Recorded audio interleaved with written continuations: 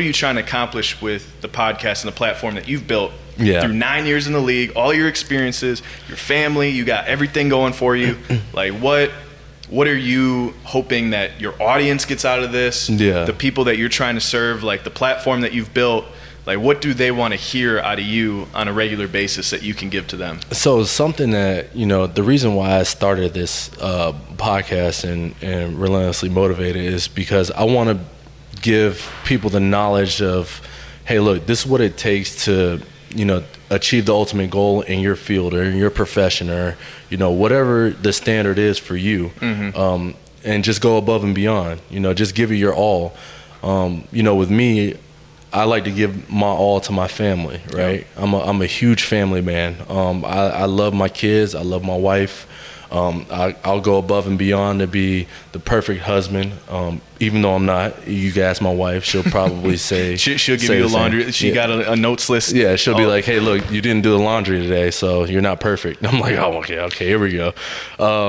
But no, honestly, I'm using this as a tool and a resource for people who may be going through, different struggles in life, or I want people to feel like, they could listen to something that's authentic, that they could relate to, because relatability is the best ability, right? If you can relate to somebody, that's the best ability for yourself.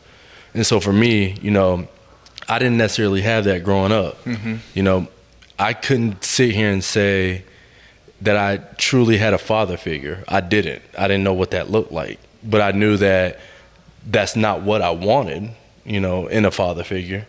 And so I didn't necessarily have a person that I could look up to other than the fact that I had a high school, or my first ever Pop Warner coach, Coach Porkchop, Mike Stokes. I call him Coach Porkchop, Coach Chop.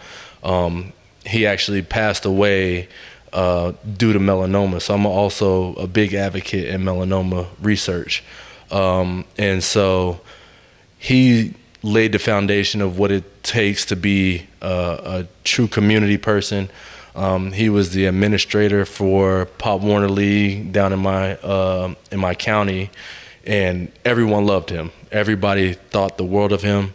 I still do to this day. I dedicate every game to him. And when we played in the Super Bowl here, when I was with the Niners, we played in Hard Rock.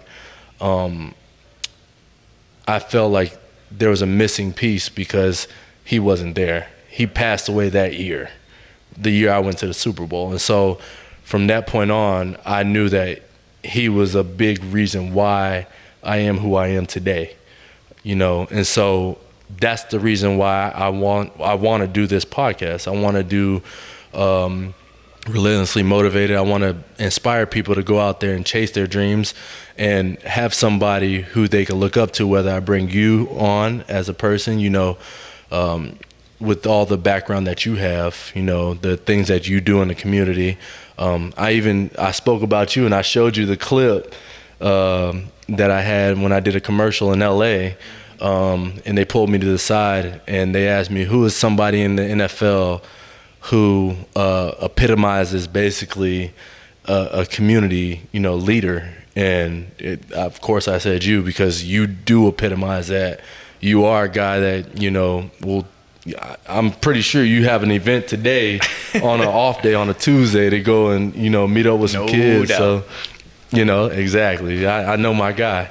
But I know that's what it takes to be an influential person, somebody that's going out there in the field and doing everything possible to give back, and to be a voice for the community. And that's who you are as a person. So I appreciate everything that you do. And, this ain't going to be the last of us talking. I know that for sure. You're going to be on this podcast more so than you think. I want to be a friend of the show. I'm gonna go on record and say, can I be a friend of the show to Relentlessly Motivated? You might end up being a co-host too, man. Wow. We can get you only out if there. I can add it to the resume. Add it to the resume. Put it on the resume. I'll be good. Yeah, no doubt.